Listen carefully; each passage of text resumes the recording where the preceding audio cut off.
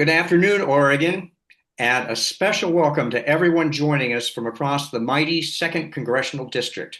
And Marco Rubio, if you're watching, we want you to know these words have been scripted for you, courtesy of Calibri, the font of champions. We all know the so-called conventional wisdom. A Democrat can't win in Oregon's 2nd Congressional District. Well, conventional wisdom has been spectacularly wrong before. Just last May, across the state, Democrats outperformed Republicans in local board races. Democrats here in Jackson County dominated. And the national elections last month sent a clear message. Voters want competence, decency, stability, and leaders who know the Constitution is more than a prop held upside down. Meanwhile, Donald Trump's poll numbers are sinking. The GOP is crumbling like a stale cracker, and Congressman Cliff Bentz is taking serious heat from folks in his own base. In the middle of all this, something remarkable is happening. 4 smart, courageous Democrats have stepped up to give voters something to be excited about next May. They're well-spoken, determined, and ready to take on Cliff Bentz. Meanwhile, he's facing 2 primary challengers from the right, spending more time appeasing his MAGA base than serving his district. Mr. Bentz, your biggest threat may not be a call from Donald Trump. It might be your own constituents handing you a pink slip. Tonight is not a town hall. It's not a debate. It's not a candidate forum. It's a live, volunteer-powered game show dedicated to the 234th anniversary of the Bill of Rights, which actually happens to be tomorrow, December 15th. There may be technical hiccups or awkward pauses. I should add that here in Southern Oregon, we had some power outages earlier today. So in the event that we are knocked off the air, we hope you'll stay around for a few minutes because often they are very brief. If it's a long outage, please know that we will forward information about the candidates so you at least have that. And we'll hope to see you at a future event. But we're going to trust that that's not going to happen. We're going to power on through. So please stay flexible. Keep cheering, and remember, it's all democracy in its natural, slightly chaotic habitat. Zoom. Because it is a game show and not a forum, we do have a script we're following, and we won't be calling on raised hands from the gallery. We have pre-selected 8 contestants from different counties who are willing to be guinea pigs and answer a question about the Bill of Rights in exchange for the chance to pose a question of one of the candidates. Contestants, we will let you know when it is your turn to play the game and ask your question. For everyone else, if you have a question or comment for the candidates, we ask you to stay on mute and we invite you to type it in the chat. We will collate and forward them to our candidates who have agreed to furnish us with handwritten responses, which we will then forward to you, all of today's registrants, at a later time. And now that all of those disclaimers are out of the way, it's my pleasure to introduce tonight's moderator. She's our local party's resident expert on how to explain democracy to Gen Z without sounding like a substitute teacher reading from a laminated handout. She's also the reason our social media doesn't sound like it was written by someone yelling at social media from 2009. Please welcome Aubrey Levesque. Thank you, David. Welcome, everyone, to the acclaimed quiz program, Wait, Don't Tell Me, the Bill of Rights Showdown, loosely based on the famous NPR show and also inspired by Whose Line Is It Anyway? Because tonight, there are no wrong answers and the points don't matter. The only thing at stake tonight is bragging rights across the entire 2nd Congressional District. We have 2 quiz rounds planned. In round 1, our 4 candidates will each take a turn as guest host, posing multiple choice questions to members of the Zoom gallery. We're calling it, Are You Smarter Than a Founding Father? Round 2 will feature each candidate as the contestant, finding out whether they can tell the difference between reality and Fox News. We're calling it the Fake News Face-Off. Before we get to round 1, we want you all to meet our candidates. And just a reminder, that the Jackson County Democrats do not endorse a candidate in a contested primary. We've asked each of them to practice their stump speech with us, just as we're sure delegates to the Constitutional Convention practice their arguments with one another. The only thing missing here is a 50-gallon punch bowl of mulled wine. Audience members, feel free to pour yourself a glass of delicious Oregon wine or your favorite Oregon beer. Candidates, as you know, you'll each have 2 minutes to introduce yourselves in any way you feel is appropriate to a gallery of listeners who cannot throw popcorn at you. But stand warned, emojis are cocked and loaded. We are using a countdown timer this evening. The controller of our timer is the lovely Dini Schwar, who also happens to be our Zoom manager, which is handy because she does have her finger on the mute button. So candidates, please keep an eye on the timer and try to wind up your speech on time. And now, without further ado, let's meet the first of our 4 congressional candidates, Patty Snow from Phoenix, Oregon, and Jackson County. Thank you, Aubrey. Well, 2 minutes isn't a lot of time to talk about what I stand for. So I'm actually just going to call out 5 things that I want you to remember. First, I will continue to fight to make sure that everyone has access to affordable health care and that our rural hospitals are kept open. 2, I will work to preserve our food programs such as SNAP to ensure that our children and those who are less privileged don't go hungry.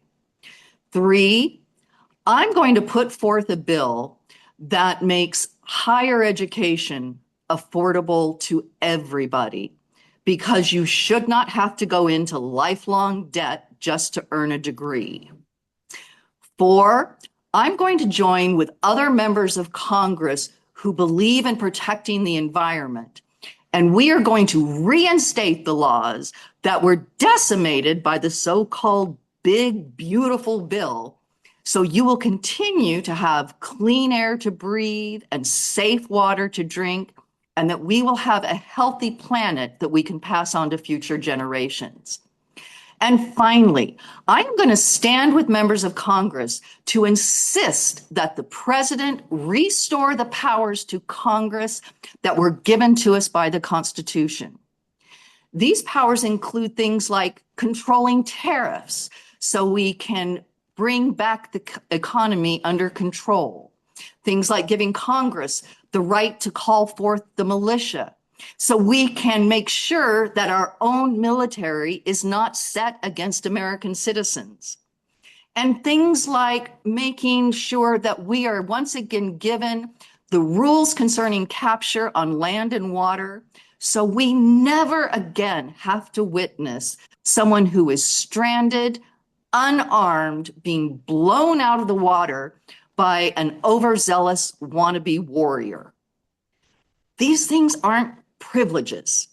They are your rights, and they are where my fight begins. As your Congresswoman, the welfare of the people will always come before party, before power, and before wealth. Thank you. Thank you so much, Patty. Next, we have Dawn Rasmussen from the Dalles in Wasco County. Thanks, Aubrey. Hi, everyone. I'm Dawn Rasmussen, and I'm running to be your representative in CD2 in Oregon. I live in the Dalles with my husband and 2 cats. And here's one thing I'm not. I'm not a career politician. I'm a small business owner who has actively worked on campaigns since I became able to vote. I've also been heavily involved in my community through board service and volunteering. For me, true representation means being accessible, engaged, and working on behalf of the people, which is clearly not being done by Representative Bentz. Let's face it, Oregonians are struggling. Rising costs from health insurance to fuel prices to groceries and mortgages and rent. It's making it very difficult for Oregonians to even survive. I have a plan that provides a concrete vision and works towards a better future. As your representative, I will completely roll back the OR1, the Oregon, or the the one big bad barfalicious bill. That's what I like to call it. And I'm going to ensure healthcare for all, because healthcare is a right, not a privilege. I'm also going to join other members of Oregon's congressional delegation to bring down inflation. Oregonians should not be trying to decide between paying rent, paying for groceries, or paying for healthcare while they're still trying to make all the ends meet. I also am committing to restructuring the tax structure so that corporations and wealthy individuals pay their fair share. Enough is enough. Unlike Cliff Bentz, I will also capture federal appropriations opportunities. He's totally dropping the ball there. And what we need to do is work on getting those appropriations and help build Oregon jobs and also help communities struggling from lack of opportunity. I also believe that we need to fix our broken immigration system to create humane pathways towards leadership, to citizenship.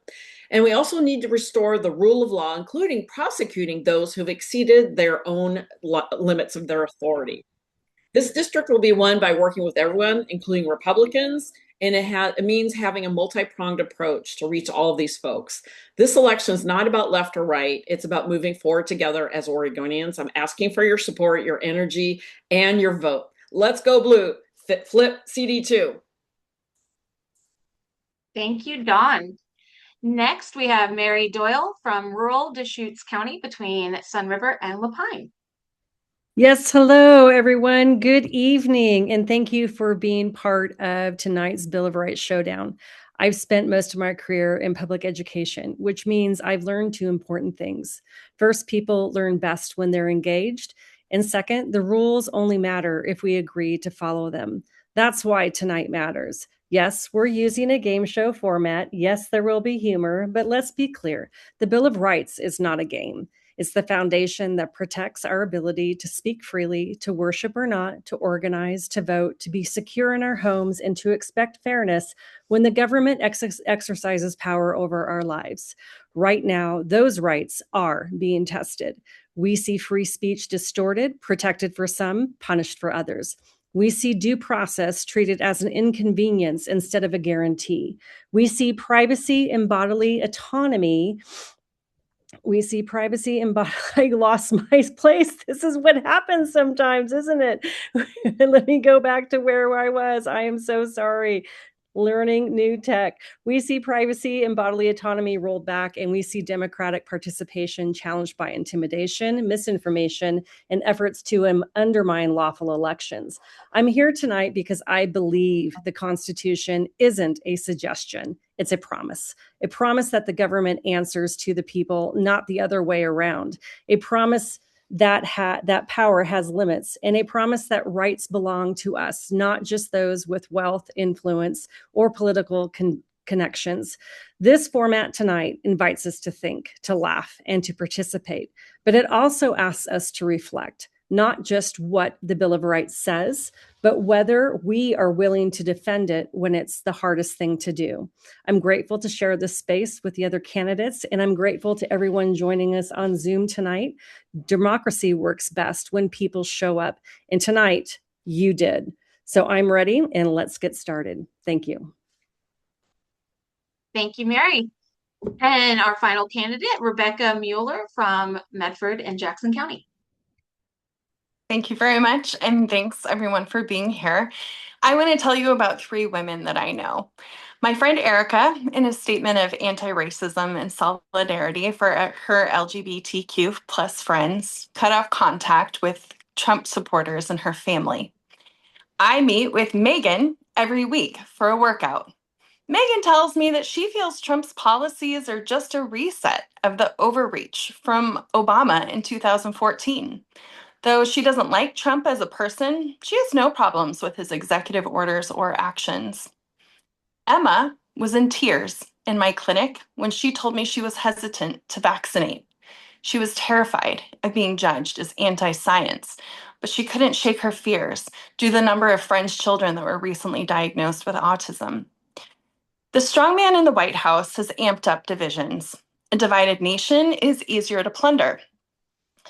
Bobbing head, Cliff Bentz, has approved bills that hurt his own district. But our government has been broken for a long time. Hyper-partisan positions have created 30 years of political games and stagnation. The struggles and resilience of those I meet every day inspire me to demand a government that actually works for the masses, not billionaire classes.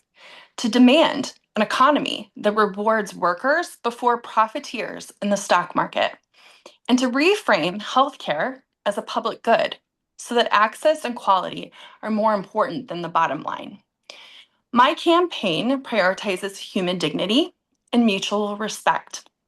I was recently referred to as a kumbaya candidate, but in truth, we rely on Republicans and unaffiliated voters to take this seat.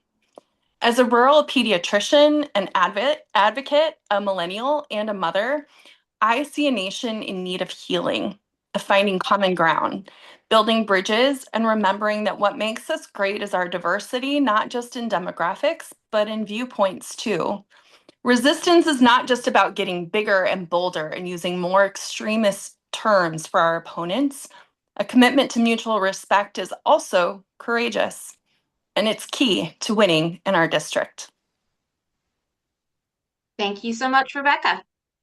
And thank you, all candidates. Now we've come to the moment we've all been waiting for, the Bill of Rights Showdown. Round 1, are you smarter than a founding father? Each candidate will serve as guest host and meet 2 contestants, real voters in our Zoom gallery, representing different counties across our district. Each gallery contestant will answer 1 multiple choice question about the Bill of Rights. Not to worry though. Our scriptwriters are volunteers without any professional experience, and the clues to the correct answer will be painfully obvious. The contestant will then get to turn the tables and ask their guest host 1 question of their own. The guest host will have up to 1 minute to respond. At this time, I'd like to invite Mary Doyle back on to serve as our first guest host. Mary's first contestant is Kendra Stone from Umatilla County. Can you please unmute and let us know you're here and ready to participate? Yes, hello. This is Kendra Stone. Thank you. Welcome, Kendra. Are you ready? Yes, I'm ready. All right. In this game, I'll be asking you a question about the Bill of Rights. It's a multiple choice question. I'm allowed to give you clues if you need it. So here is the first question. The Bill of Rights was created to protect citizens from A, long, boring political speeches, B, annoying robocalls during election season, or C, tyranny. Well, I'm not sure anybody likes long, boring political speeches, but I'm going to have to go with C, tyranny. Congratulations! You have answered the question correctly. And now you get to turn the tables and ask me a question. It doesn't have to be about the Bill of Rights. It can be about anything. Okay, awesome. I actually have a question. Historically, the congressional district that you are running for is heavily conservative.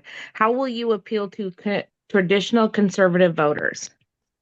My plan is to show up in the district, unlike Cliff Bent's, is you have to meet them where they're at. You have to meet them in the grocery stores. You have to show up to the libraries. You need to be in their towns and talking with them across the aisle.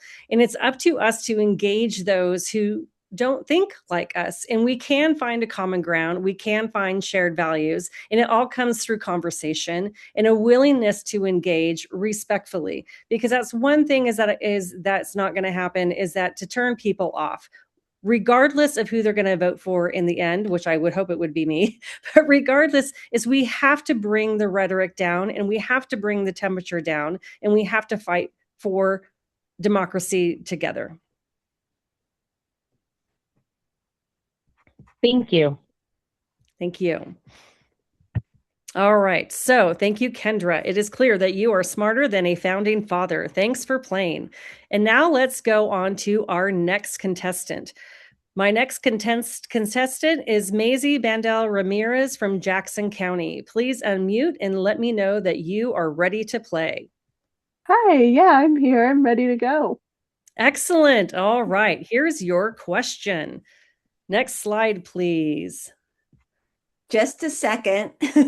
Okay. Technical difficulties. It'll come right back. Here we go. There we go. Here's your question. The Bill of Rights explicitly outlines rights that are protected, such as freedom of speech, religion, the press, and the right to a fair trial.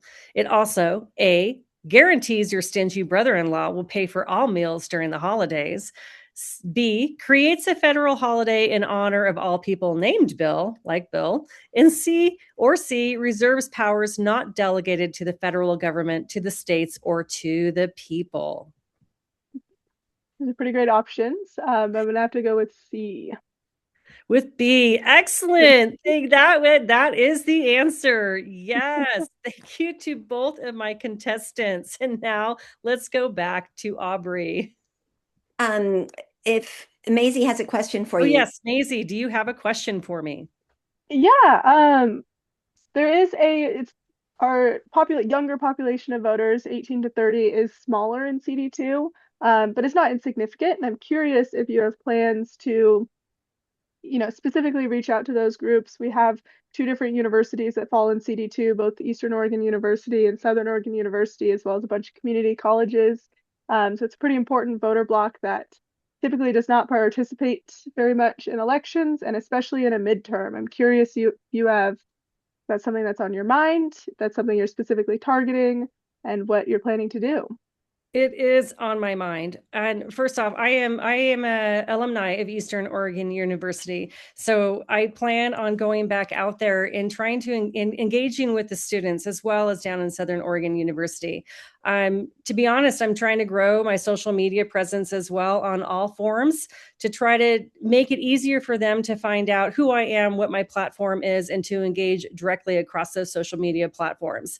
But I think it's also important is to show up in their spaces and have those conversations with them about what their needs are specifically. I mean, I can imagine student debt is worrisome for a lot. I mean, I know for a fact that a lot of my colleagues in education are still paying off their loans. I just finished paying off my student loans at 57 when I was 52. And that is a huge concern for me, to be honest. So getting into those universities and community college settings is very important to me because the interests are very different than those of, say, the farmers or the ranchers. But there are common ground that we all need to agree on, which is saving our democracy.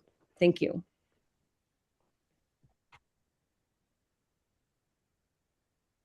All right, so thank you, now Mary. back to Aubrey. Now it's time for Rebecca Mueller to serve as guest host. Rebecca's first contestant is Eric Timoran from Jefferson County. Can you unmute and let us know if you're ready to play? Yep, I'm here. Great. Welcome, Eric. Here is your question. I'll wait for it. There we go. Freedom of the press, as stipulated in the First Amendment, ensures that A, college players have the right to do a man-to-man full court press, even when their coach calls for zone defense. B, freedom of the press applies only to blonde female Fox News anchors. Or C, the U.S. government cannot censure or punish media from reporting facts. Well, I know that basketball is important for rural Oregon, and they want to push freedom of the press for only certain people. I believe it's C, that we cannot censure or punish the media for reporting facts. Excellent. That is correct. You are right on the money there. Do you have a question for me? I do. So based on your work with accountable capitalism, what are some of your ideas for tackling wealth inequality? How can we close some of these loopholes that the billionaires and companies exploit?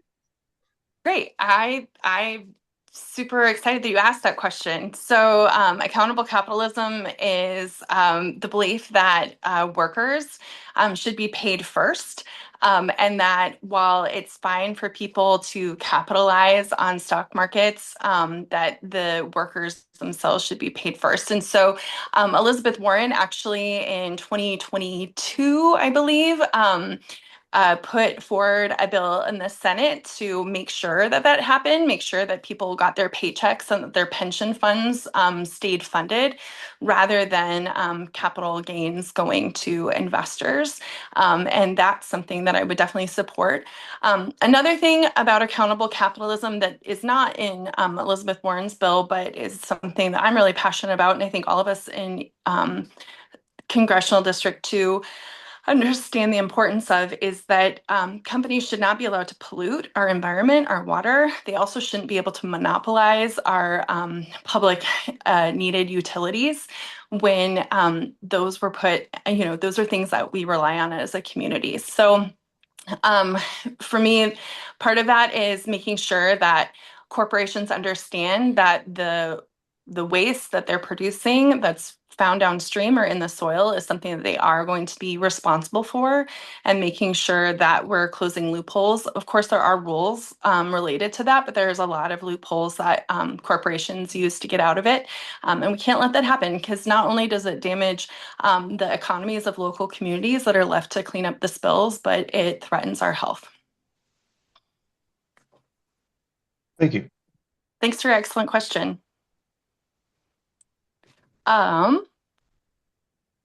It looks like my next contestant is Randy. I don't know if you say it Knopp or Knopp, but from Union County. Randy, can you unmute and let us know you're ready to play? We're good to go. All right. Welcome, Randy. Here is your question. The Second Amendment provides for A, your right to carry a baguette for self-defense or possibly a Subway sandwich. However, in Ashland, it must be sourdough, gluten-free, organic, and non-GMO. B, your right to form a private militia to find and destroy all plastic pink flamingos in your neighborhood. Or C, a well-regulated militia being necessary for the free state, the right of people to keep and bear arms. Wow, that's a top one, isn't it? So the Second Amendment covers the protections for the right to keep and bear arms, which would be C. I agree. Thank you very much. Thanks for that. And then do you have a question? I do. Oh, hold on just 1 second here.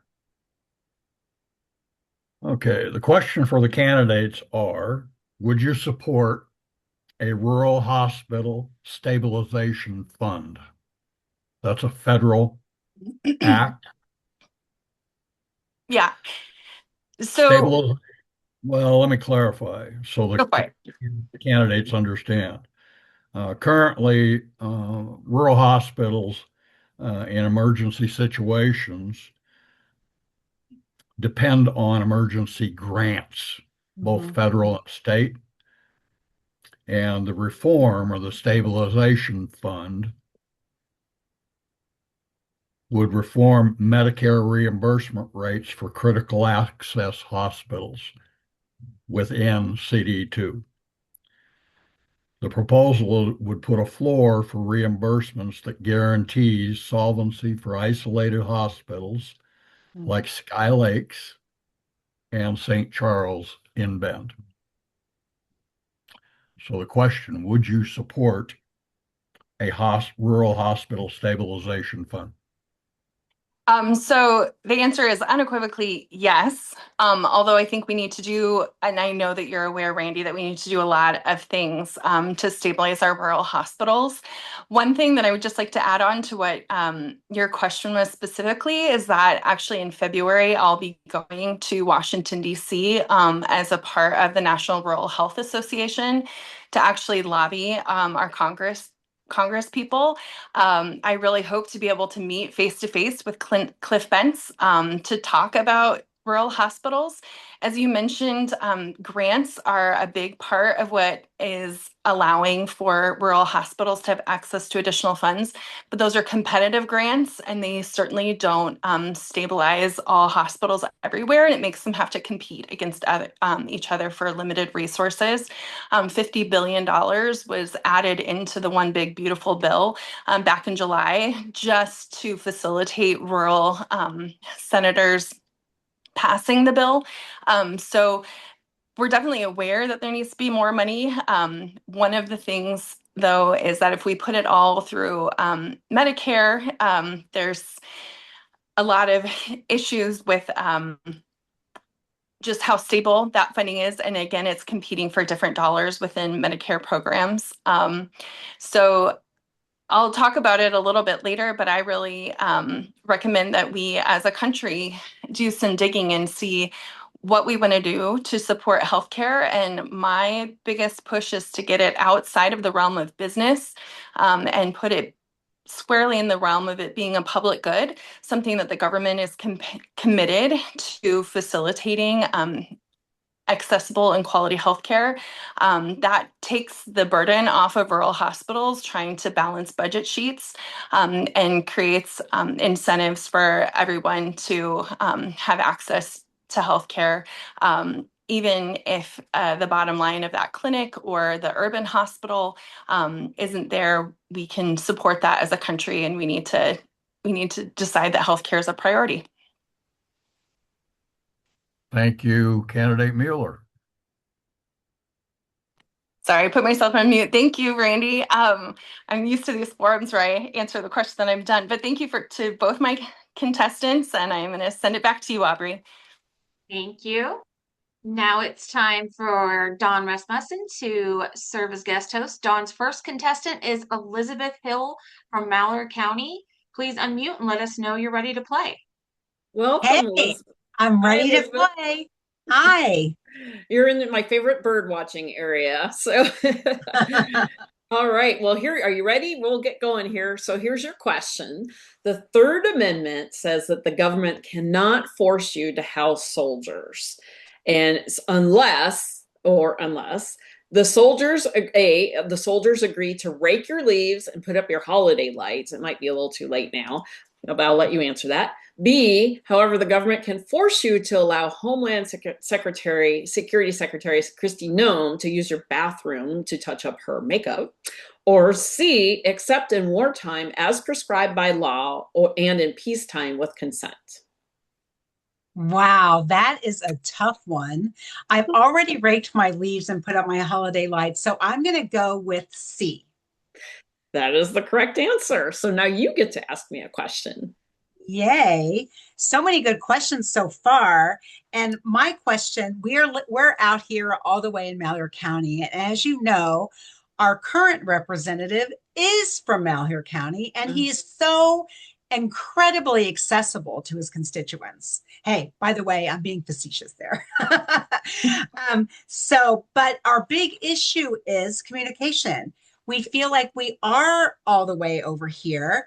And a lot of stuff's happening on the other side of the state. And we want to know, communication's important. What type of physical presence do you plan? And that, by the way, I've read your bio, Dawn, and I know that you're totally about communication. So specifically, what type of physical presence, such as town halls and other things, do you plan to do to provide for us out here in Malheur County? And also, as you know, Malheur County tends to lean a little bit more conservative. And so with that, how are you going to do that by reaching out to, a more of a bipartisan reach to make sure that you get all of our voices heard? Okay, well, that's a very good, convoluted, lots of things to unpack there, right? Hey, good one. I had two questions, but I wanted to pile them all into one. You did a good job. Absolutely. Well, so, there's a reason why, and I'll just address this head on. There's a reason why a lot of folks in what we call Oregon's frontier area are wanting to actually go to Idaho because they feel completely neglected, unfortunately, because of the lack of communication. So an easy thing right there is obviously get out and press the flash. Town halls and, coffees. I think coffees are kind of nice because it makes it a little bit more of a personal one-on-one thing. So, there are different ways to outreach to folks. Even, heck, I'd even put something in Facebook and say, hey, I'm going to be in, Burns or Ontario on this date, come talk to me. The thing that I've been really honing in the last few weeks and months in this campaign is really kind of coming across and really focusing on becoming that person who really is there to listen. Because at the end of the day, representation is actually about representing everyone, not just one side. So my message has been, I'm an Oregonian representing Oregonians. And, we all know that there's certain words that are related to politics that kind of trigger folks. And so one of the things that I've realized is that we do have to kind of think about what kinds of words we use that might be vernacular. So, in some cases, some people are very triggered by certain words like climate change, but, we're all talking the same thing if we're talking about extreme weather events. So it's understanding how to relate to people at their level and not create threatening situations where I'm using the trigger words, but also avoid labels, because at the end of the day, we all share these issues. And so it's how can we break down some of those language areas and really kind of get down to the nuts and bolts and find out, how can we compromise and what can we do to find out the solutions? I found, and a lot of times when I've working with folks, that usually the solutions in the room, we just need to encourage engagement and break down those barriers and communication barriers and silos. So my communications plan would be absolutely town halls regularly. Anytime I'm in district town halls, we're going to be doing coffees. I'm going to be meeting with business groups, talking to chambers, and there's all kinds of civic groups. So it's getting myself out in the community so people can see me and feel a presence. Yes, most of the population in this district are in the Rogue Umpqua valleys. I get that. But I think that we really have to be cognizant of the fact that there's a large part of Oregon that's feeling neglected. And Mike, you hit the nail on the head. It absolutely has to be about communication, but more than that, it has to be about connection. All right. So it sounds like, thank you again, Elizabeth. Hopefully that answered your question. So now our next person is Brian Sant from Jefferson County. Hey, Brian, if you can unmute and let me know you're ready to play, then we'll get going here. Are you there, Brian? I'm here. And Hey, Brian, it was good seeing you at the DPO last weekend. Yeah, and at the Christmas party. Yep. Okay, yeah. So you ready for your question? Ready. All right. So probable cause, as referred to in the Fourth Amendment, means that A, Santa must have verifiable evidence before putting you on his naughty list. B, it's probable that you will gain weight over the holidays, even if you drink the whole gallon of eggnog by yourself. Actually, that's my problem. C, there's a reasonable belief that a crime occurred or evidence exists. What's your guess? I don't like eggnog, so I'll have yours then. Cool. It would be C. There needs to be reasonable belief. Okay. Perfect. Okay, and that is correct. So good job. So now it's your turn to ask me a question. All right. I've had a couple of them kind of written down, but I'm a union electrician, and it is I've been involved with my local 280 IBEW for a number of years. I was on the executive board and what have you. And it pains me to see the membership going farther and farther to the right in ways that being involved with the DPO and things like that, myself being on the inside, knowing what's going on, and just listening to folks on the job site talking about things that they've heard, the rumor mill. Okay, the rumor mill. Okay. So it is, I would hope that, all four of you would kind of venture out and talk to the business managers and hopefully the membership of the plumbers, the carpenters, the electricians, and anybody else that is out there, and kind of introduce yourself and get some of these rumors kind of squashed down a little bit, or at least a different version of the rumor. I don't know how to explain that, but well, do you have a specific rumor that maybe I can try to, give me an idea of what you're talking about? Well, back when the Oregon 114, the gun safe gun thing came up, it was the Democrats are, wanting to take our guns away. That's a big thing, guns. There's a solar project going on, and I haven't verified what the actual flags are, but they really, really look like on one of the golf carts that is used to transport people from one end of the project to another. there's these big blue flags with big red letters, and I'm venturing a guess it says something about Trump, 2024. Mhm. And this is a union project, and it's kind of scary.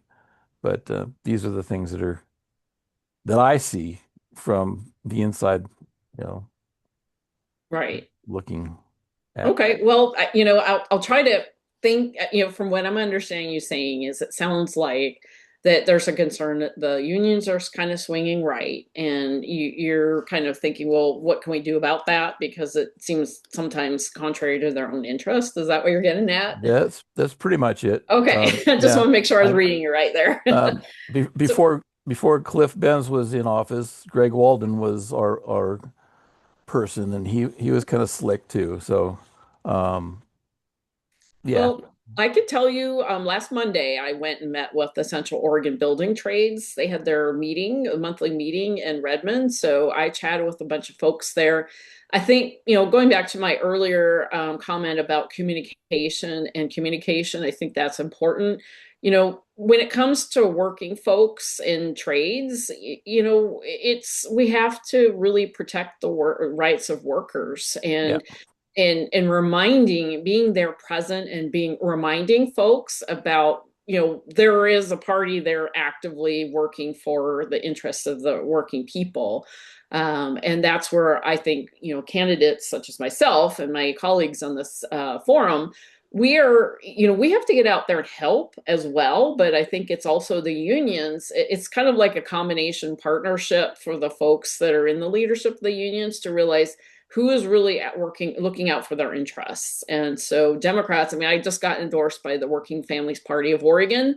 And I understand. We have to create an equitable future for everybody and create all the opportunities in Oregon that we can. And whether it is blue collar or white collar, we got to be able to span all of that. And that includes investment and opportunities to there's a whole big thing about the apprenticeships that are involved with job sites when they get bid out and that kind of thing. And that was really interesting thing to learn. But you have to think about how are you training the people in those areas. So it's kind of like the chicken and the egg. You have to have the trained people to be able to do the job. In order to do the job, you have to have the trained people, right? So it's got to be a partnership. That's the way I look at it, between the trades and the Democrats who are working to try to protect the rights of all the workers. Thanks to the unions, we have the weekend, right? So Yep. we are very fortunate to have a lot of the work that the unions have done that all Americans have been benefiting from. And when we have the oligarchy basically really pushing hard and down on all the rest of us, it's going to take all of us working together to try to have a more equitable and just and better wages and better working conditions. So that's where I think it has to be a partnership, if that helps. Yeah. And I'm here in Prineville, so Yeah. we have our local has a training center here, an apprenticeship training center. And we made the investment Yeah. to come to Central Oregon as opposed to staying in Tangent or, the valley. Right. So yeah. You need people where the jobs are, and vice versa. Yep. And we don't want the jobs to go away, Right. So We should probably move on to the next questions, as we're running a little bit long. Thanks, Brian. Thanks. Okay, thank you. We're ready for our fourth candidate, Patty Snow. Patty's first contestant will be Julie Stromer from Baker County. Can you unmute and let us know you're ready to play? Julie, are you there? I promise it will be an easy question.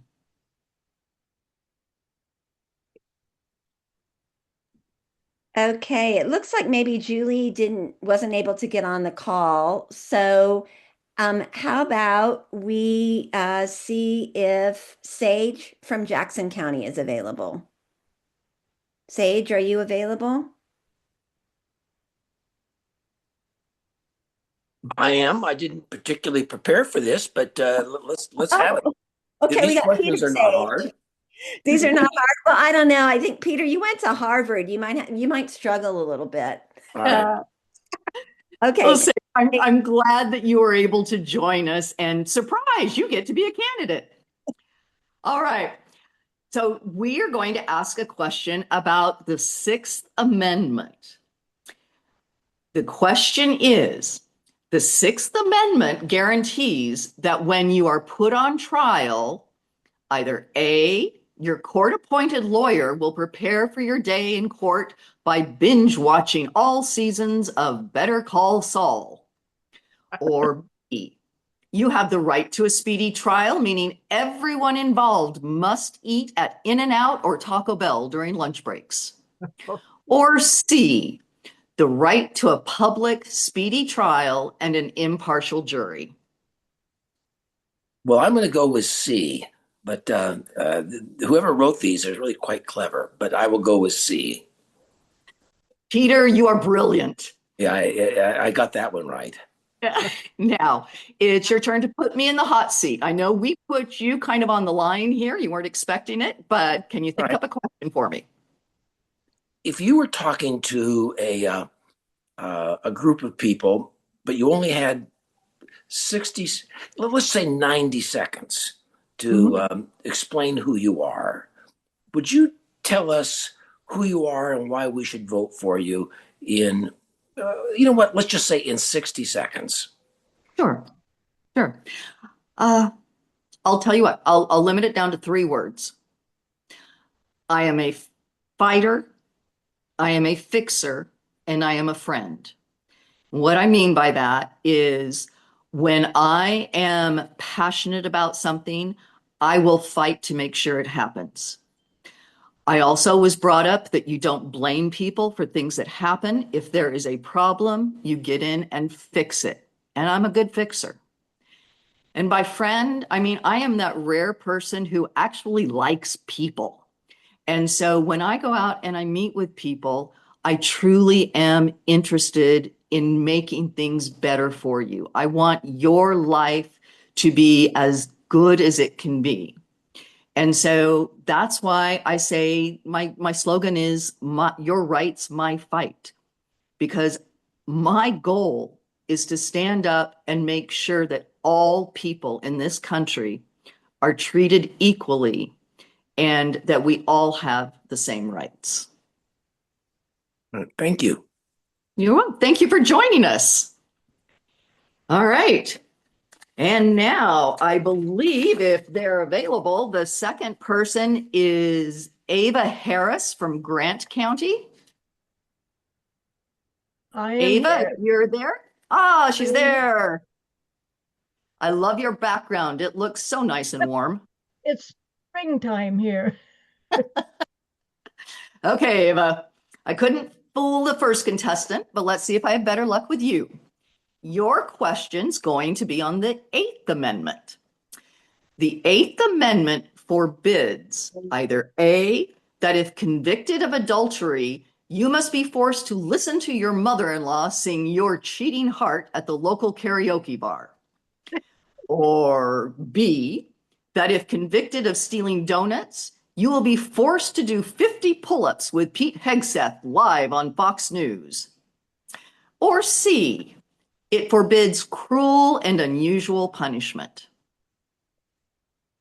The interesting question here, my husband sang Your Cheating Heart at a local karaoke bar many years ago. But the Eighth Amendment addresses C, the cruel and unusual punishment. Well, I'm very glad to hear that he didn't break the Eighth Amendment. You are correct. Now, let's see if your question is harder than mine. What would you like to ask? There are a lot of executive orders coming out of the White House that infringe on states' rights as defined in the, I believe it's the 10th Amendment. I'm not sure that I trust the Supreme Court to address this. What do you feel you can do to turn this around and protect the states' rights? Well, Ava, you're exactly right. And as a matter of fact, in just a little bit, I'm going to be talking about the 10th Amendment. And I'm also going to be talking about the Supreme Court.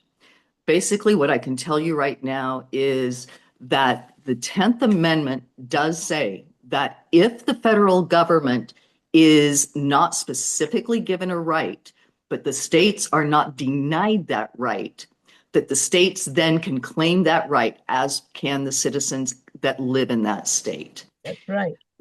We have seen great overreach from this administration, and it's just taking us one step closer to the authoritarian government that we see coming down the road.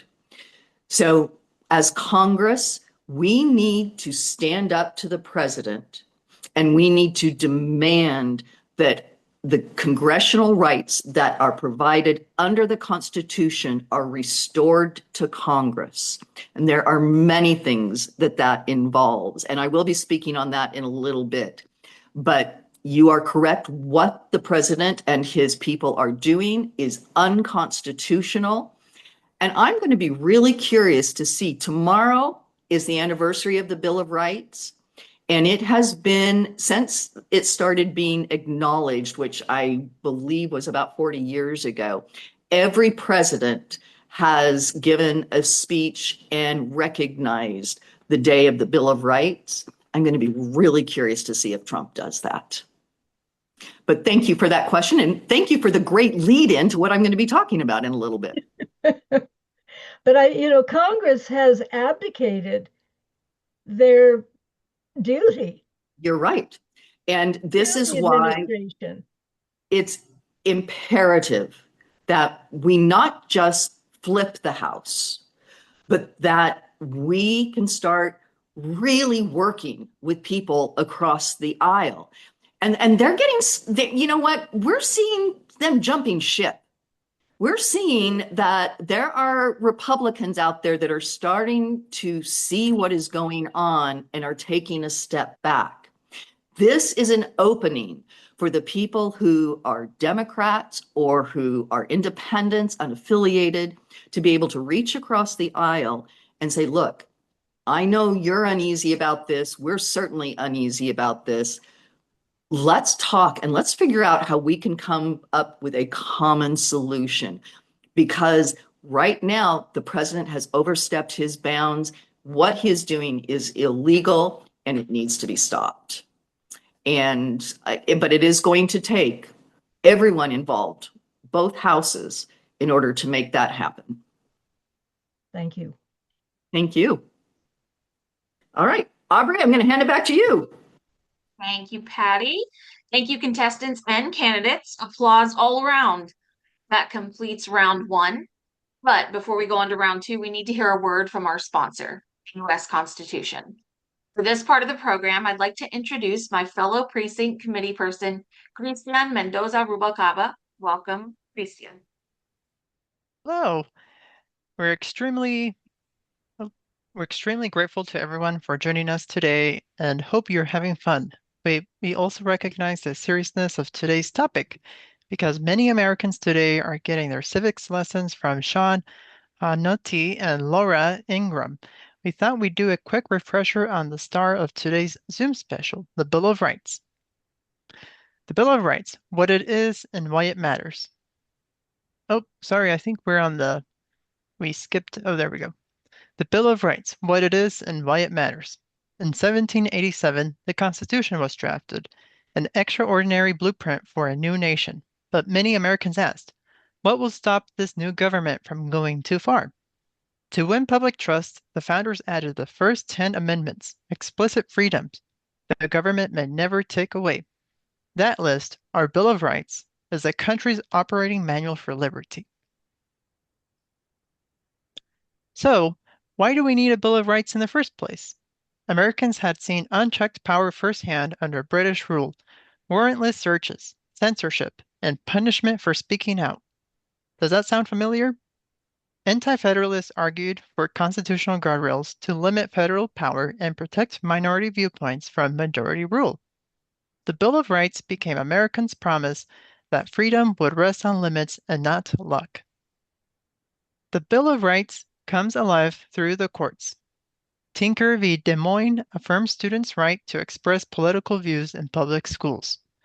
Gideon v. Minwright ensured the right to legal counsel in criminal cases. Engel versus Vitale limited government-sponsored prayer in public schools. Texas versus Johnson ruled that even flag burning is protected speech. Riley versus California extended Fourth Amendment privacy protections to smartphones. Together, these decisions shape our daily freedoms. Many of the same pressures have returned. Book bans, expanded surveillance, restrictions on protest, and attacks on voting rights. The Bill of Rights is powerful, but it is not self-enforcing. Every generation must choose to defend it. So, who's fighting back to protect our rights? Judges who uphold constitutional limits, journalists who expose abuses of power, civil rights groups and pro-democracy coalitions, and pro-democracy community leaders who step forward to run for office because their neighbors deserve a voice.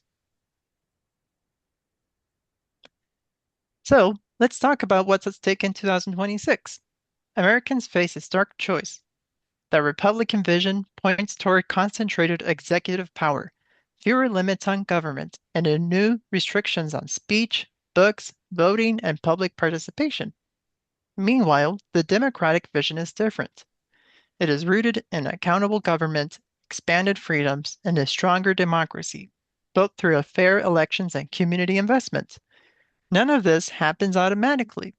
The direction we take depends on your engagement. Learn the issues, talk with your neighbors, and above all, vote. The future of our rights is in our hands. Thank you, everyone. And now, Aubrey, back to you.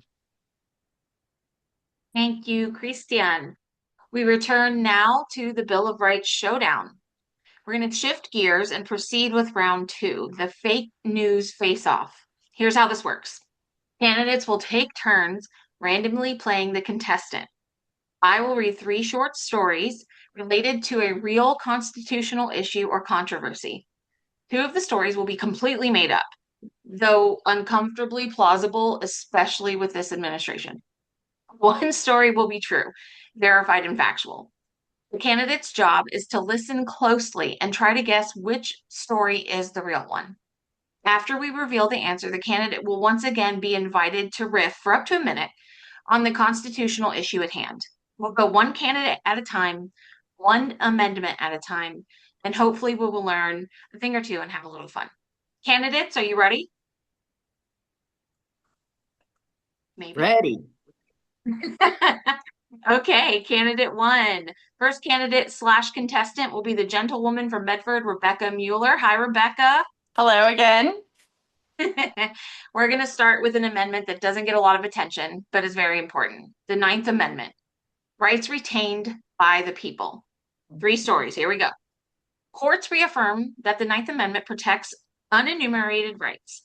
In a recent appellate case, a judge wrote that the 9th Amendment protects a wide range of individual liberties that the founders never imagined, including, presumably, the right to decline yet another software update.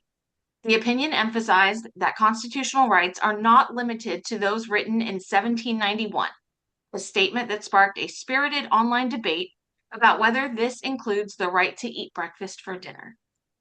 Story B. Citizens claim that the 9th Amendment guarantees the right to unlimited Wi-Fi. A viral social media campaign argued that the 9th Amendment guarantees the fundamental free right to nationwide Wi-Fi. Supporters claimed that the founders obviously believed in connectivity, citing the phrase, "we the people," as evidence of an early social network.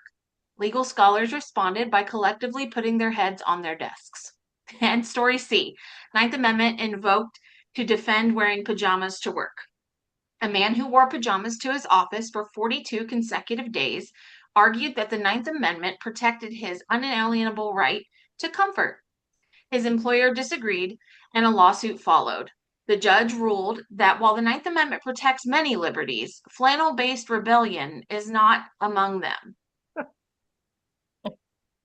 I'm going to say story A. Yes, story A is true. The 9th Amendment basically says, we wrote down 10, but don't get cute because we did mean more.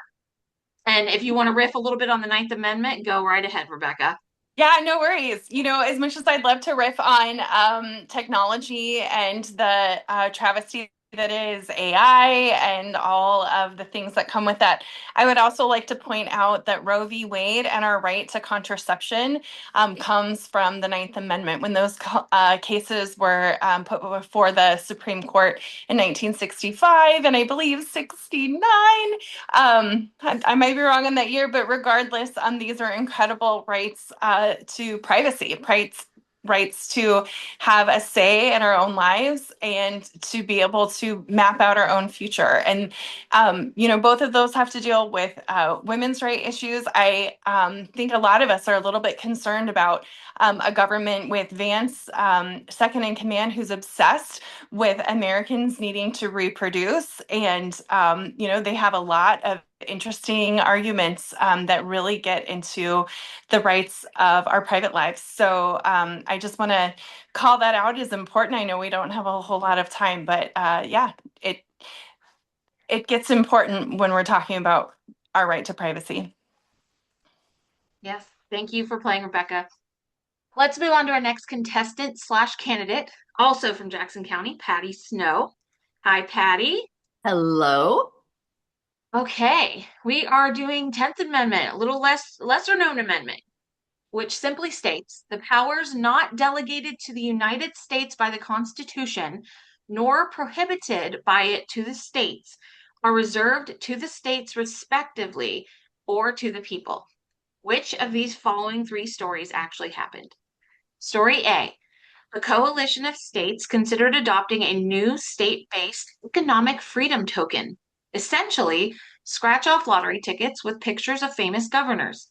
The Treasury Department responded with a firm statement reminding states that monetary policy is not a casual hobby. Story B. Several state officials objected to recent federal rules that they argue forced states to implement policies without adequate funding or flexibility. While the courts have not yet ruled, constitutional scholars noted the dispute highlights classic 10th Amendment tensions over whether state authority ends and federal authority begins. One governor called it federal overreach smoothie blended on high. And story C, one state legislature concerned about digital age moral decay passed a symbolic resolution saying it would only honor federal laws written in beautiful cursive with proper loops and flourishes. The resolution collapsed when lawmakers discovered that none of them could actually write in cursive. And so, Patty, which is true? Story A, scratch off lottery tickets with governors. Story B, federal overreach smoothie. Or story C, the legislature that almost passed a law requiring cursive. Okay, I'm a big fan of cursive and I love a good scratch off, but I'm going to go with B. That is correct. The one about states pushing back. The 10th Amendment is basically the constitutional version of you're not the boss of me. I love the 10th Amendment. For those of you who don't know, the 10th Amendment is the last amendment in the Bill of Rights, and it's kind of a catch-all. It says, as we talked about earlier, that if the Constitution doesn't say that the federal government has this specific right, and at the same time, if they don't say the states don't have that right, then that means that right is open. And this is really important because right now, as I mentioned when I was speaking with Ava, our administration is trying to take over state rights. Perfect example of this is when they tried to tell everyone that DEI was now basically illegal and that you would suffer consequences if your business or your organization had a DEI program. Well, in the state of Oregon, if we want to have DEI programs so we can actually be fair with people, then we have the right to do that because the government was not specifically given the right to deny that. So in order to keep the federal government from stripping rights away from the states and basically taking over, so they're in control of all the states, which again, leading to authoritarian government, we have to call forth the 10th Amendment. And as I was mentioning with Ava, we can only do this if we actually reach across the aisle and work with people, because it's going to take the majority of Congress in order to stand up against this president who, shines his crown every night in all the gold that he has in his new ballroom he's building. We need to remind him he is not a king. He is not a dictator. He is a president. He swore an oath to the Constitution, and the Constitution has told him he can't do all those things he's trying to do. So that is why the 10th Amendment is important. Thank you, Patty. You clearly get the difference between Fox News and reality. Now we're going to go on to our next contestant, Dawn Rasmussen from Wasco County. Welcome back, Dawn. Thanks for having me. We will be sharing some stories with you about the Fourth Amendment. More specifically, these are about privacy and surveillance. Reminder, two of the stories are fake, one is true. A, Oversight Board weakened in surveillance program dispute. A little-known federal watchdog group, the Privacy and Civil Liberties Oversight Board, was quietly sidelined during a review of expanded digital surveillance programs. A federal court later ruled that the program had exceeded statutory authority. The court described the oversight process as about as robust as a soggy paper straw, prompting calls for stronger privacy protections. Story B, the TSA's new predictive behavior CATS program. TSA allegedly piloted a program using specially trained cats to detect suspicious behavior in airport crowds. The cats would reportedly sit down next to anyone they didn't vibe with, triggering an automatic baggage search. The program was discontinued after cats repeatedly singled out travelers carrying tuna sandwiches, and one cat filed a complaint for being assigned to a gate next to a therapy dog. Story C, government debuts Patriot Points app to track good citizen behavior. A federal agency was rumored to be testing a Patriot Points smartphone app that rewarded users with tax rebates for reporting suspicious activity, such as neighbors taking out recycling too quietly. Civil liberty groups objected, noting that the app's terms and service included permission to access your browsing history, camera roll, and inner thoughts as reasonably inferred. So, Dawn, which is it? Is it A, about the oversight board compared to a soggy paper straw, B, predictive behavior cats, or C, about the new phone app? Well, I'm not sure about C. I mean, I don't know about you, but I can be thinking about something, and I don't know if Mark Zuckerberg would be involved with the Patriotic Points one, because I'll be thinking of something and then I'll see something in my Facebook feed right after that. So I don't know. No, C is not the answer. B is definitely not the answer. I have two cats and they are not trainable, let me tell you. So I would have to go with A. Yes, it is story A. No one likes their federal oversight through a soggy paper straw. Correct.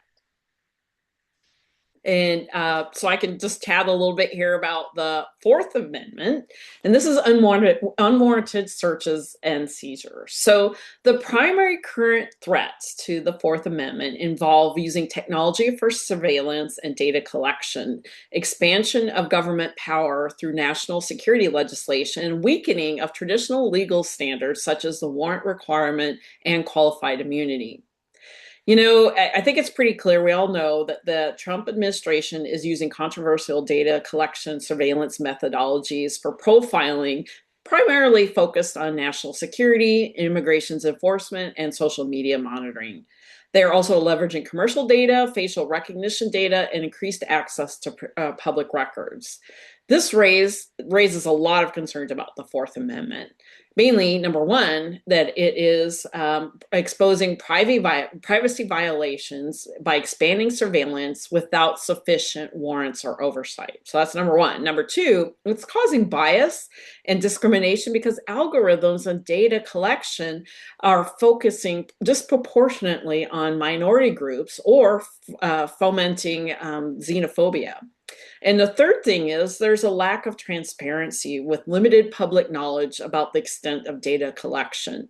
What does this all mean about the Fourth Amendment? A lot of this information is being collected, and in a recent memo, the Attorney General Pam Bondi it was a leaked memo. She basically was talking about how this information would be used to target anybody who disagreed with this administration. So there's no warrants for any of these things. And so it's quite concerning to me because all of these protections that were clearly articulated in this amendment are basically being overlooked. And so we need to stop this right in its tracks. Absolutely. Thank you. Thank you, Dawn. No Trumpian oversight board is going to pull one over on you. Now, our final contestant, Mary Doyle from Deschutes County. Welcome, Mary. Hello. Hello. So, although Jackson County Democrats doesn't endorse anyone in a contested primary, you get a little special treatment here because your scenarios combine two amendments into one. It's a twofer having to do with due process and immigration enforcement. So the Fifth and Sixth Amendments. Okay. Here's your three stories. Story A, mass deportation plans raise constitutional questions. A leaked planning memo described large-scale deportation operations that would rely on rapid processing centers with severely limited access to lawyers, interpreters, or formal hearings. Immigration experts warned that such a system would violate both due process and established federal law. The administration called it an early concept, which critics translated as the train left the station yesterday. Story B, express deportation lanes proposed for major airports.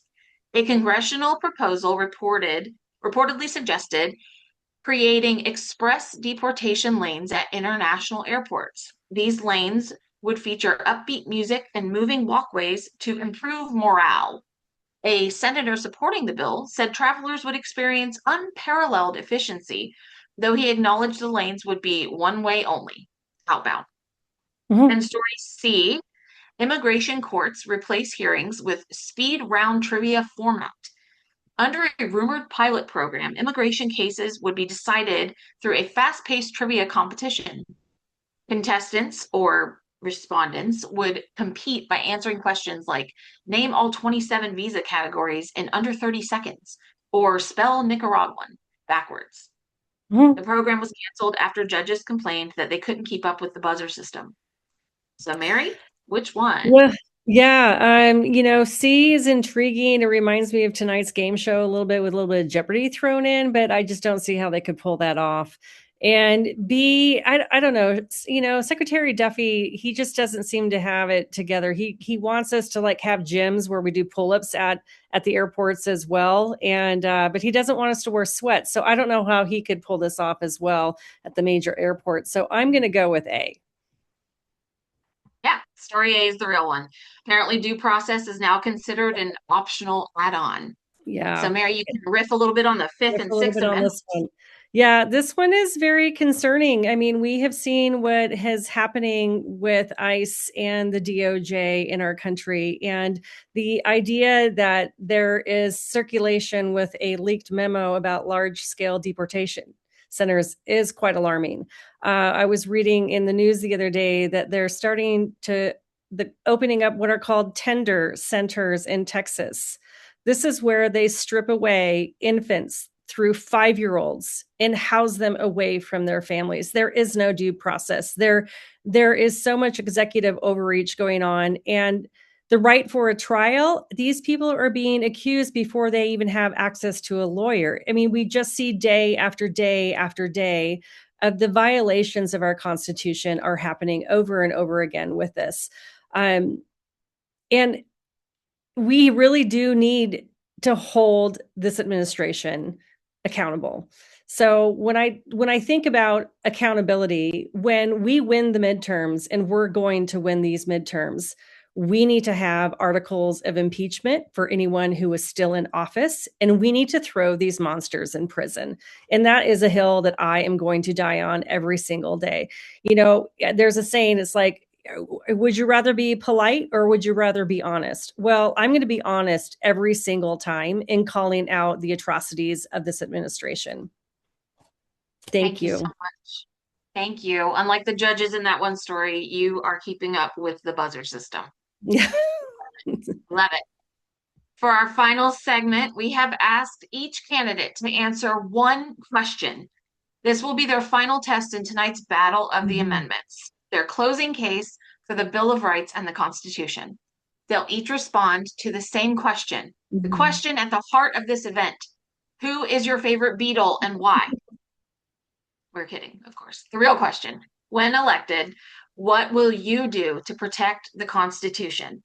Each candidate will have 2 minutes for their closing remarks, and the first one will be Patty Snow from Phoenix. I will unmute. Thank you, Aubrey. The first defense of our Constitution is the people who vote, because we need you voting for candidates who believe in protecting our democracy and our rights. But as your Congresswoman, I'm going to work with other members of Congress to strengthen our system of checks and balances. As we have mentioned over and over again tonight, this president has overstepped his rights in what he is able to do, and we need to make Congress strong again and hold him accountable. But it's not just Congress. It also involves the Supreme Court. I feel it's time personally to reevaluate the process that we have for selecting judges for the Supreme Court. The Supreme Court was originally established as a nonpartisan group, that it was meant to both protect and to interpret the Constitution. But when the justices are assigned by the ruling party and there are no term limits, what can happen is it leads to situations where it is actually the ruling party who sets the laws and not the Constitution. For this reason, I believe it is important that we hold our justices to term limits just like we would elected officials. I also believe that it is important for us to have diversity on the Supreme Court. I think that we need to find a way that all people are represented, which means having equal amounts of conservative representation, liberal representation, and middle of the road representation. Because the justices are there to protect all people, not just the party of the president who nominated them. I also feel that we have to get campaign reform finally done. We have to get big money and foreign entities out of our elections. And until we can do that, our elections are at risk of being bought. So that is how I would start with trying to protect the Constitution. Thank you, Patty. Next up, Don Rasmussen from the Dalles. Great, thank you. Well, today's exercise about the Bill of Rights is an important reminder for all of us. These amendments, this Bill of Rights, was ratified 2 years after the Constitution. It was not a mere afterthought. They were carefully crafted and discussed from the get-go until they were ratified in 1791. They reflect the core values of our nation. And where we find ourselves now, the current administration and Cliff Bentz are not fulfilling their oath to the Constitution and these amendments. That's just plain and simple. And I believe that making an oath requires my commitment to putting aside personal or party gain to protect these constitutional principles, act in good faith, and defend this framework even when it's inconvenient. Let me say that again, when it's inconvenient.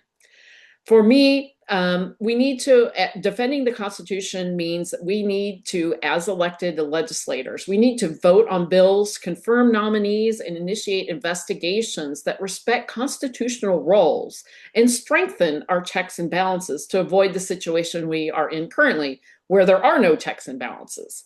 This also means that I am required to resist any pressures that will erode or bypass any of the legal processes, as is exemplified by the Civil War era oath's emphasis on enemies foreign and domestic. Right now, the enemies are now domestic. They're not just foreign. They are domestic, and they're doing their very best to undermine the foundational principles of this country and the U.S. Constitution, and many elected officials are being bought and paid for. By standing up and being willing to heed the clarion call of our country, which is in clear distress, I promise to follow the oath of the Constitution and continue to foster understanding as to why we have these principles. This is a living and breathing document, and we also have to protect these democratic processes framed up. As Ruth Bader Ginsburg said, to make a life better for people less fortunate than you, then that's what I think a meaningful life is. One life is not just for oneself, but for one's community. That captures the spirit of the Bill of Rights to create a more equal and just foundation for our communities and this amazing country. I will defend this with everything that I have as a solemn duty that is meant to be. Join this movement, and I am looking forward to helping champion and defend our Constitution. Thank you. Thank you, Dawn. Next candidate, Mary Doyle from Rural Districts. Yes. Beyond expanding the courts, overturning Citizens United, ending the practice of gerrymandering, and ensuring that the Voting Rights Act is enforced in full force, there are other things I plan on doing to protect our Constitution. First, I want to thank you all for spending your time with us tonight. We've laughed a little, we tested our knowledge, and we talked about the Bill of Rights in a way that's accessible and human. But what I hope stays with you after the Zoom ends is something simpler and more serious. The Constitution doesn't defend itself. The Bill of Rights doesn't enforce itself, and democracy doesn't sustain itself on autopilot. It survives because ordinary citizens like you and I decide it is worth protecting. In my career as an educator, community leader, and advocate, I've learned that rights only matter when they are practiced. So free speech matters when we defend it for people we disagree with. Due process matters when it is inconvenient. Equal protection matters when it costs us something. And voting rights matter when the outcome is not guaranteed. So tonight wasn't about winning a game. It was about remembering that the Bill of Rights is not abstract. It's lived in real time. It shows up in our classrooms, in our courtrooms, our workplaces, the union halls, the town councils, and the kitchen tables across this district. What I bring to this moment is a deep respect for that responsibility, a belief that leadership should lower the temperature, tell the truth, and put people ahead of the power, and a commitment to constitutional principles, not just whether they're popular, but when they are tested, as they are being tested right now. If there's one thing I hope that you take away tonight, it's this. The future of our democracy depends less on who holds this office, and it's more who holds the line. So thank you for holding it with us. Thank you for showing up, and thank you for being a part of this work. I appreciate it. Thank you, Mary. And final candidate, Rebecca Mueller from Medford. Yeah, thank you. Thanks again to everyone for being here with us. We often actually forget how radical the founding fathers were. They used popular philosophies of their day and applied them to our country. And they had radical ideas of self-governance and human progress. They had to balance bold ideas and centering ideals, and they honored their own traditions while employing reason and debate, rejecting the status quo, and moved us forward. As Dawn already mentioned, the Bill of Rights wasn't initially a part of the Constitution, but the Constitution nearly did not pass. The framers had to promise the holdout states that the Bill of Rights was on its way. And then less than 10 years after its passage, due to rivalry between the Republican Thomas Jefferson and Federalist John Adams, our fragile democracy was already close to death. They had differences in opinion, and those differences were viewed, John Adams thought Thomas Jefferson was a betrayer and that his ideas were treasonous because they didn't agree with him. And that hampered the balance of government. What saved our democracy then and several times since then was the other leaders in the group having a commitment to mutual respect for differences in opinion. And I honestly think that This is the central liberty in democracy. This is the central liberty that's defended in our Constitution and the Bill of Rights. It's the right to think for oneself, the right to discuss your belief with others, whether that's through the press or through protest or through organized club or religion. However, it's also the central liberty that's most attacked by Trump when he demands loyalty, fires independent regulators, or prosecutes dissension and penalizes states that are standing up to him. A hallmark of our resistance, then, is not in believing the same thing, but in finding the beliefs that unite us, no matter our party. We all want the same things: good jobs, wages that support a family, solid education, accessible healthcare, and safe communities. Not only safe from crime and prejudice, but from pollution and climate disasters. And this list of essentials should not be a pipe dream. And if people from all sides and backgrounds can focus on these issues while exercising some faith in each other, our democracy has a chance to endure even this current crisis. And that is what I commit to, is being a representative that represents all of us, regardless of our ideals. Thank you. Thank you to all four candidates for your powerful closing thoughts. And now, a request to you, the audience. Please take a moment to write in the chat. Write your answer to the following question. What do you want your next congressperson to do to protect your constitutional rights? We'll be gathering these comments and sharing them with the candidates after the event. Your input matters, and we want your voices heard. Now, to close our program, it is my pleasure to welcome back the chair of the Jackson County Democrats, David Sowers. Thank you, Aubrey. Can you hear me okay? Good.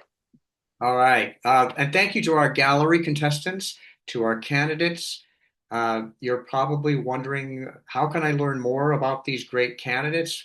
We'll be sending follow-up email this week to everyone who registered for this event with the candidates' websites, social media, and contact information. And at a later date, when we receive written responses from the candidates to your other questions and comments, we'll forward those to you as well.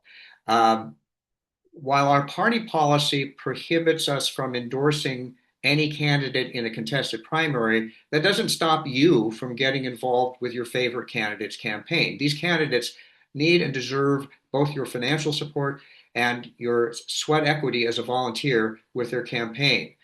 And if you don't have a favorite CD2 candidate yet, you could also volunteer to help your local county party, because the county parties of this congressional district, they're really ramping up their efforts to bring out the vote next year.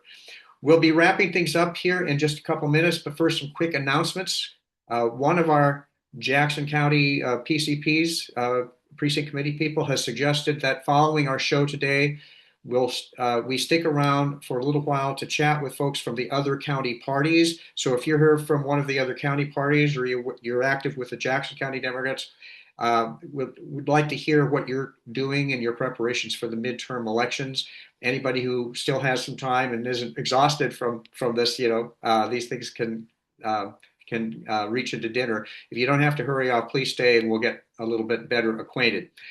Our CD2 candidates will all be in Jackson County for a live candidate forum on Saturday, January 31st. It's the final Saturday in January. We don't know the time or venue yet. We'll need to work that out in the next couple of weeks, and we will let you know. In January, we also invite you to jump in wherever you are in this district with both feet, jump in to help our state party or your county party expand its outreach by having conversations with non-affiliated voters, also known as NAVs. There will be phone banking opportunities through the state party, and we have one here in Jackson County as well. And trainings here in Jackson County, we'll have trainings for canvassing door to door to non-affiliated voters. You can, if you have a question about any of this, you can send a note to, maybe I could get Janai. Could you put this in the chat if you can? mail@jcdemocrats.org, and we'll get back to you. Meanwhile, the party is also looking for a few good neighborhood leaders. Here with information about that is Alana Monaco from NLP Jackson County. Hello, Alana. Hi there. Thanks, David. I've been a neighborhood leader in Jackson County since 2016, when the program started. And so we're coming up on our 10-year anniversary, and we're hoping to get more neighborhood leaders to join us for the 2026 midterms. We have around 200 individuals in the neighborhood leader program right now in Jackson County, but there are a lot more neighborhoods that we don't cover. And what we have learned over our nearly 10 years working with this program is that we have actual statistics that document that the voter turnout goes up by easily 10%. 10% more voters actually vote when there's a neighborhood leader who goes out and meets their neighbors and talks with them about the upcoming election. That is really important. And so anybody who's in Jackson County, if you would be interested, please go to jcdemocrats.org, to our website, and click on Get Involved, and then just give us your name and your contact information, and someone will contact you. If you're in another county, if you have a neighborhood leader program, please get involved with it in your county. And if you have any questions about it, you can contact me. I'll put my contact information in the chat. If there's no neighborhood leader program in your county, again, you can contact jcdemocrats.org, and we'll be happy to help you establish one. So thanks. The program was great. I really enjoyed it. Everybody who participated was wonderful. I want to vote for all 4 candidates. I'm trying to figure out how to do that. Thanks, everybody. Thank you, Alana. Ladies and gentlemen, from the bottom of our hearts, thank you for investing your valuable time to hear our Democratic candidates this evening, who all share a conviction that our Constitution is under attack and must be defended. Thanks for learning with us. Hope you were laughing some of the time and having some fun, and for caring about something as old and as young as the Bill of Rights. The truth is, constitutions don't protect themselves. People do. Our founders gave us amendments.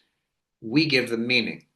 Let's go out and make sure the Constitution has a fighting chance in 2026, shall we? For those of you who are leaving the Zoom, we bid you good evening and a great dinner.